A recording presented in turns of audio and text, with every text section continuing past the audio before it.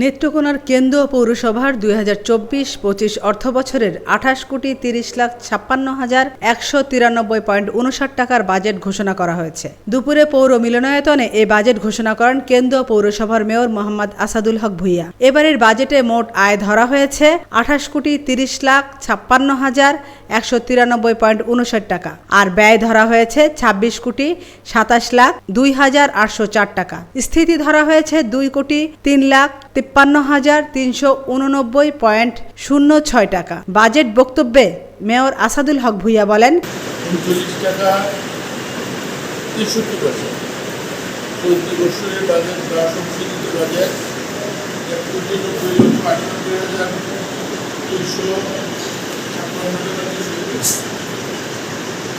পরবর্তী বছরের বাজেট 2024-25 2,42,37,840 টাকা 63 পয়সা।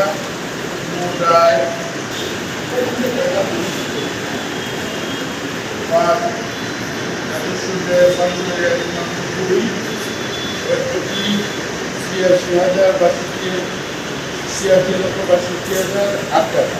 কেন্দ্রীয় সরকারের নীতি বাস্তবায়নের অংশ হিসেবে সামাজিক নিরাপত্তা বলয় সৃষ্টির লক্ষ্যে নারীর ক্ষমতায়ন ও দুস্থ জনগোষ্ঠীর জীবনমান উন্নয়নকল্পে জেন্ডার অ্যাকশন প্ল্যান ও পভার্টি রিডাকশন অ্যাকশন প্ল্যান বাস্তবায়ন, বিশুদ্ধ ও নিরাপদ পানি সহজলভ্য করার জন্য পানি সরবরাহ ব্যবস্থা চালু, যোগাযোগ ও পয়ঃনিষ্কাশন ব্যবস্থা উন্নয়নের জন্য রাস্তা, ড্রেন নির্মাণ, সড়কবাতি সম্প্রসারণ খাতে যথাযথ বরাদ্দ রাখা হয়েছে। তাছাড়া আকর্ষণীয় বিষয় হল রাজরাজেশ্বরী খাল খনন ও ওয়াকওয়ে নির্মাণ ও আরসিসি ড্রেন কাম ফুটপাত নির্মাণের প্রকল্প নেওয়া হয়েছে। আমেনা ইসলাম, আজকের সংবাদ।